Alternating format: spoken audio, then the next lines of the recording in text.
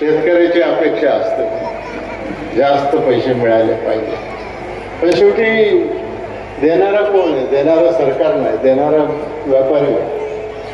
बाजार, व्यवहार बाजारात होतो आणि तो बाजारातला व्यवहार आपल्याला त्या ठिकाणी खपवायला लागतो.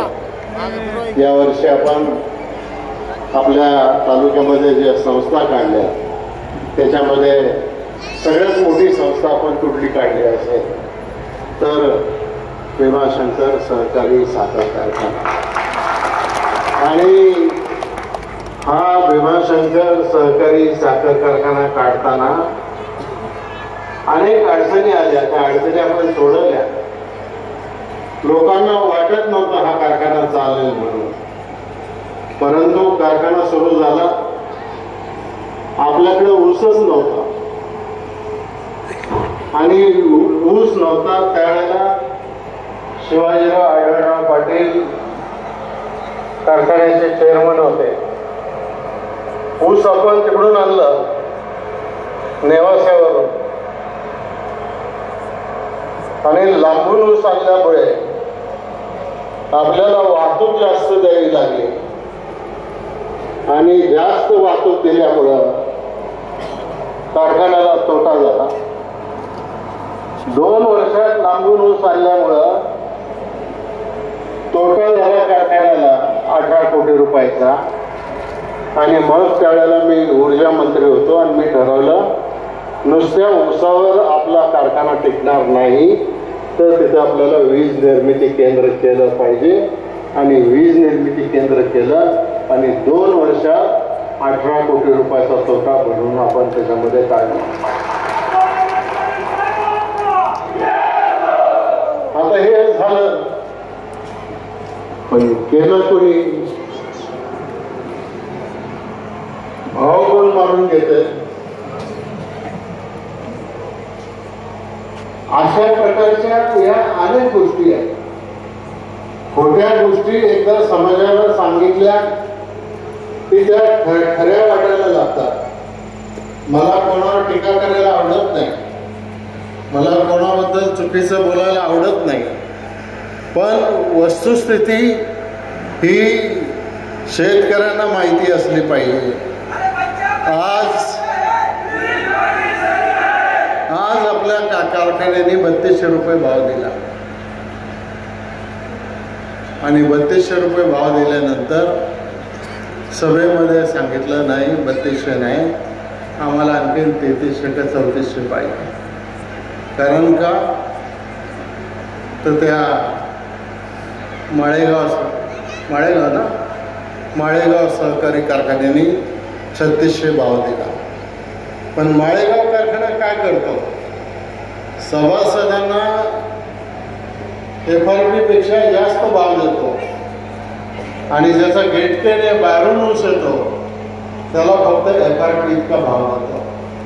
हे सगळं गणित एकत्र करून पाहिलं तर त्यांचा भाव सुद्धा 3200च्या वरती जात नाही आणि आपला सुद्धा भाव 3200च्या वरती जात नाही. आता यावर्षी आपली डिस्टिलरी सुरू झाली. यावर्षी आपलं मोलासेसचं इथेनॉलचं प्रोजेक्ट सुरू होईल. यावर्षी नवीन आपलं वीज निर्मिती केंद्र सुरू होईल आणि त्यामुळं आणखीन आर्थिक सुबत्ता या परिसरामध्ये येईल आणि आर्थिक सुबत्ता आल्यानंतर त्याच्यामधून मग शेतकऱ्याला सुद्धा आणखीन भाव देता येईल. आम्हाला काय आमच्या काही कुटुंबाच्या मालकीची प्रॉपर्टी एका कारखान्यामध्ये आणि जर खात्यात पैसे असते तर जास्त दिले असते. पण आपण असं कुटुंब चालवताना असा उधळेपणा करतो का समजा आपल्याकडे 2 लाख रुपये शिल्लक आहेत आणि एका रात्रीत 2 लाख रुपये आपण उडवून टाकले. आपल्याला वर्षाचा विचार करायला लागतो, आपल्याला पुढच्या वर्षाचा विचार करावा लागतो, आपल्याला येणाऱ्या अडीअडचणीचा विचार करावा लागतो आणि या सगळ्या अडीअडचणी पाहून त्याचा विचार करून आपण हे सगळं काम करत असतो. आणि म्हणून मग कारखाना असेल, मार्केट कमिटी असेल, आज बनसरला आपण 100 बेडचं जिल्हा उपरुग्णालय काढले, एस टी स्टँडच्या शेजारी सगळे लोक त्याचा लाभ घेतात. त्याचबरोबर आता नवीन 100 बेडच्या हॉस्पिटलचं बांधकाम सुरू आहे आणि ज्या वेळेला ते बांधकाम पूर्ण होईल त्यावेळेला मंचरचं गावातलं हॉस्पिटल हे फक्त महिलांसाठी आणि तिकडचं हॉस्पिटल जे दुसरं हॉस्पिटल आहे ते पुरुषांसाठी अशी त्याची विगतवारी आपण करणार. आपला एस टी डेपो मंजूर झाला. काही दिवसामध्ये बसेस येतील. आणखीन आपल्याला सगळ्या सुविधा त्याच्यामध्ये मिळतील. यावर्षी तर एवढे पैसे आपल्याकडे आले की आता मंचर ग्रामपंचायतला कधी पैसे मिळत नव्हते. यावर्षी 70 कोटी रुपये मंचर ग्रामपंचायतला एकट्याला मिळाले आणि मंचर ग्रामपंचायतमध्ये चांगल्या प्रकारच्या सुविधा त्या ठिकाणी झाल्या पाहिजेत ही भूमिका आपली भूमिका आहे. आणि म्हणून मी फार राजकारणाचं बोलत नाही, परंतु विकास आणि शाश्वत विकास, भौतिक विकास म्हणजे हे रस्ते गटारं अमकं तमकं तमकं, एखादं मंदिर बांधलं, एखादं मस्जिद बांधली, एखादं काय केलं, पण एखाद्या माणसाच्या जीवनामध्ये बदल घडला की तो शाश्वत विकास. आणि तो शाश्वत विकास आपल्याला प्रत्येक माणसाच्या जीवनामध्ये घडवायचा आहे आणि त्याच्यासाठी तुमची सगळ्यांची साथ आणि सहकार्य पाहिजे.